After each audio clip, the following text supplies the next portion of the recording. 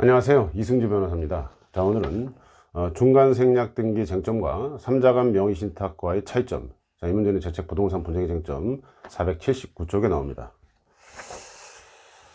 자, 중간생략등기라는 게 있고 중간생략 명의신탁이라는 게 있죠. 중간생략 명의신탁은 삼자간 명의신탁이라는 용어로 쓰기도 하죠. 그 다음에 중간생략등기는 미등기 전매라는 용어를 쓰기도 합니다. 자, 이 두 가지 차이가 뭔지. 자, 이 문제는 몇 년 전에 저한테 와서 이 두 가지를 구분해 달라고 이렇게 상담을 오신 분이 있어요. 뭐 공부를 하시려고 그런 건 아니고 본인 문제 해결하다 보니까 자, 이런 것까지 공부를 하시더라고요. 그래서 중간생략등기, 미등기 전매라고 했죠. 미등기 전매. 그 다음에 중간생략 형 명의신탁 또는 삼자간 명의신탁.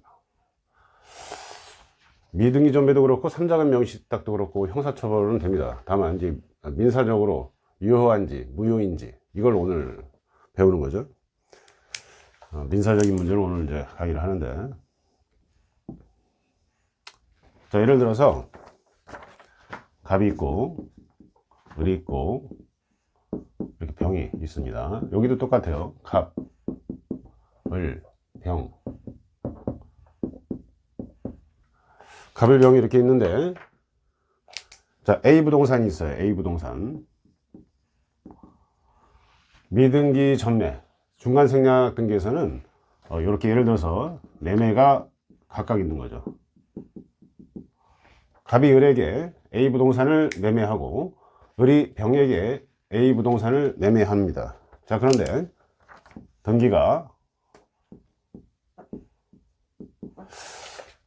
이렇게 갑, 을, 병 이렇게 매매가 각각 있으면 갑, 을, 병으로 넘어가야 될 것 같은데 등기가 갑에서 병으로 넘어가는 이걸 바로 미등기 전매 중간생략 등기라고 합니다. 이게 이제 을 같은 경우에 이제 세금을 좀 안 내려고 이렇게 하시겠죠. 자, 이렇게 되고, 그 다음에 중간생략형 명의신탁, 삼자간 명의신탁은 어떻습니까? 예를 들어서 A 부동산에 대해서 갑과 을 사이에 매매가 있고 을과 병 사이에는 매매 같은 게 있는 게 아니라 신탁 행위, 신탁 계약이 있는 겁니다. 자, 이 신탁 계약에 따라서 갑과 을 사이에 매매했음에도 불구하고 등기가 갑에서 병으로 넘어가는, 자, 요거를 중간생략형 명의신탁, 삼자간 명의신탁. 결과적으로는 을과 병 사이에 매매냐, 신탁 계약이 있었느냐, 이 차이에 따라서 매매가 있었다면 중간생략 등기, 신탁 계약이 있었다면 중간생략형 명의신탁, 뭐 삼자간 명의신탁, 자, 이렇게 부르는 거죠. 자, 이때 1번 등기가 이미 이렇게 이루어진 경우, 이처럼 이런 경우에 이게 과연 민사적으로 유효한지 일단 유효하다고 봅니다. 이 3자가 합의해서 등기를 했다면 일단 유효하다는 거고, 그 다음에 3자가 굳이 합의를 안 했다고 하더라도 이 등기원인 각각 매매가 있었다면 유효하다고 보는 게 중간생략 등기입니다. 자, 그런데 여기서 이제 이미 등기가 있었던 경우, 이렇게 중간생략형 명의신탁, 삼자간 명의신탁에서는 이게 등기가 된 경우에 어떻게 처리하느냐. 여기는 부동산 실명법이 적용되죠. 부동산 실명법에 따르면 삼자간 명의신탁, 중간생략 명의신탁에 있어서는 신탁계약 무효로 보고 등기도 무효, 물권 변동 무효로 봅니다. 그렇다면 이제 소유권이 A의 부동산 소유권이 갑에게 복귀되는 꼴이 되고, 갑은 아무 행동을 안 하겠죠. 을한테 팔고 돈도 다 받았는데.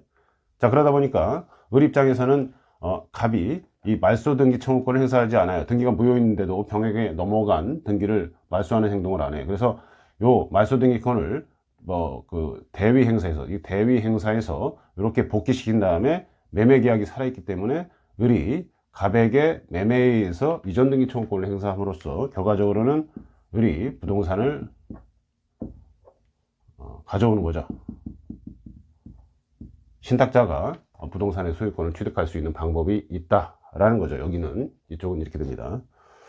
자, 그리고 여기 두 번째. 여기서도 이제, 이렇게, 등기가 일단 유효하다. 이렇게 봤는데, 등기가 무효인 경우에도 있어요, 이게. 등기가 무효인 경우는 어떤 경우가 있을까요? 토지거래 허가구역이다. 토지거래 허가구역. 제가 아까 어떻게 말씀드렸냐면 갑과 을 사이에 매매가 있고 을과 병 사이에 매매가 있다. 이렇게 등기 원인이 명확하다 하면 일단 등기가 됐다면 유효로 본다. 이렇게 말씀드렸는데 요 A 부동산이 토지거래 허가구역상의 토지라면은 이게 무효가 된다는 거죠. 왜 그러냐면 이 등기가 됐다는 거는 갑과 병 사이에 보기에는 갑과 병 사이에 한 번의 허가만 있으면 될 것처럼 보이고 실제로 해당 판례 사안도 아마 갑과 병 사이에 허가를 받았을 거예요. 근데 실질은 을이 껴 있죠. 그래서 토지거래 허가구역상의 허가는 갑과 을 사이에 매매 허가를 받아야 되고 을과 병 사이에 매매 허가를 받아야 됩니다. 투기 방지를 위해서.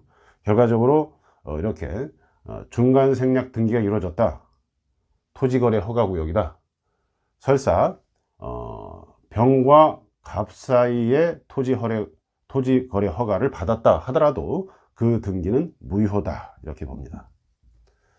됐죠? 그 다음에 이제 두 번째.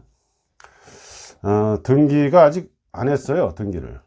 갑, 을, 매매, 을, 병, 매매 이렇게 있었는데 3자 합의에 따라서 등기는 갑에서 병으로 넘기기로 합의를 했다. 이때 병이 갑에게 등기를 해달라는 청구를 할 수 있을까? 이겁니다. 대법원 판결은 3명 3자 합의가 있다면 등기 청구권을 인정해야 된다라고 하는데 이런 판례가 존재한다는 것은 갑이 거절하기 때문이죠. 그래서 갑이 거절하면 등기 청구권이 사실상 인정이 안 됩니다. 그래서 논리상은 갑을병 3자 합의가 있으면 등기 청구권을 행사할 수 있다. 이렇게 보긴 하지만 실무적으로는 등기 청구권이 인정된 사례가 거의 없다. 자, 이렇게 보시면 될 것 같습니다. 오늘은 중간생략 등기와 중간생략형 명의신탁, 3자간 명의신탁에 대해서 개념 구별을 해봤습니다. 감사합니다.